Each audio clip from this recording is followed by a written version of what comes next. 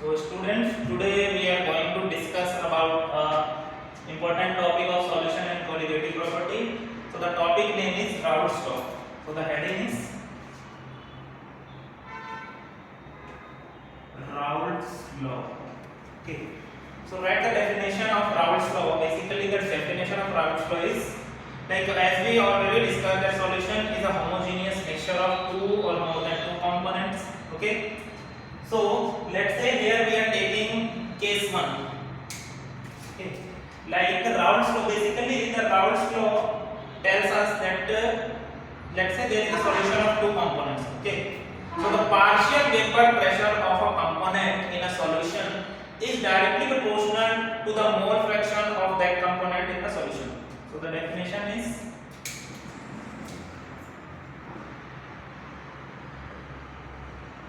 the partial vapor pressure of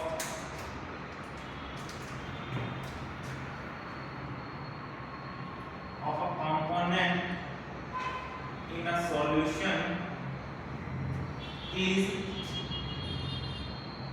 directly proportional to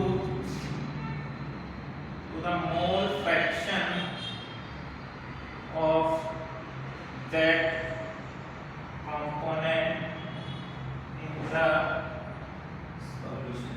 Okay. In the first case, we are taking such type of solution where the solute is solid and the solvent is liquid. Or you can take two component system or two component solution. So in first case, we are taking case 1. Okay. Case 1, liquid solution. And liquid solution means these liquids are volatile liquids. That's why they can create the vapor pressure. So now liquid first is solute, that is A, and liquid second is solvent, that is B. Okay. So as per Raoult's law, the partial pressure of component A is directly proportional to the mole fraction of component A. When we will remove this proportionality, so partial pressure is equal to mole fraction into vapor pressure of pure A. Okay, this is the vapor pressure of pure A and this constant. Then second, vapor pressure, partial pressure of B is directly proportional to the mole fraction of B in the solution. When we will remove the proportionality, the partial pressure of B is equal to the mole fraction of B and vapor pressure of pure B. Okay. Now, according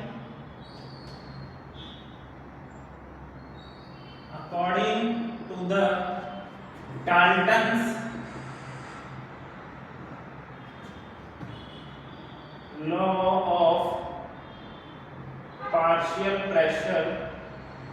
See, what is the Dalton's law of partial pressure? The sum of the total pressure of the solution is the sum of all the partial pressure of all the components. So here, how many components we have? Two components.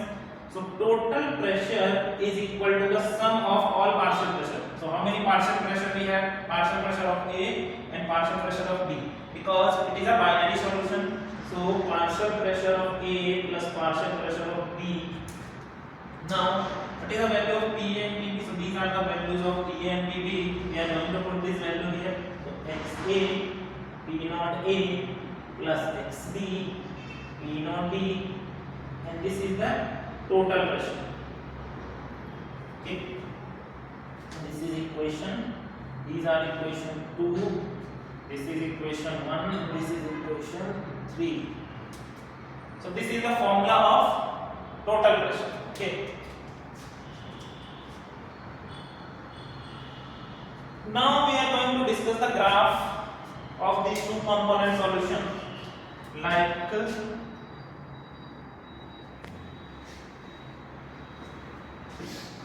On x-axis we are taking the mole fraction, and on y-axis we are taking the vapor pressure.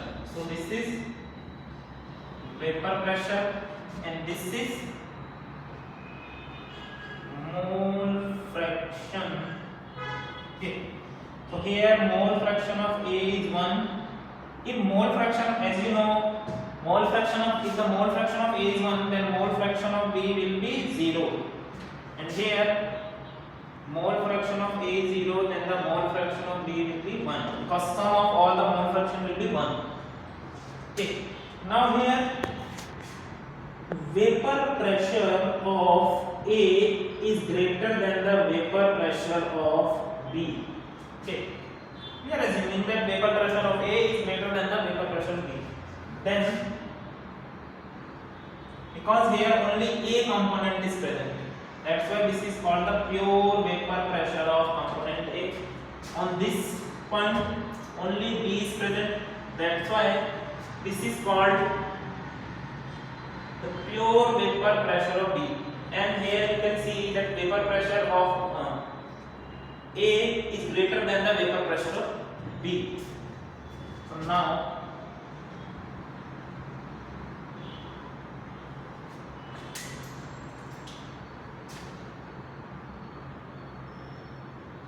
this is the variation with mole fraction in the vapor pressure, and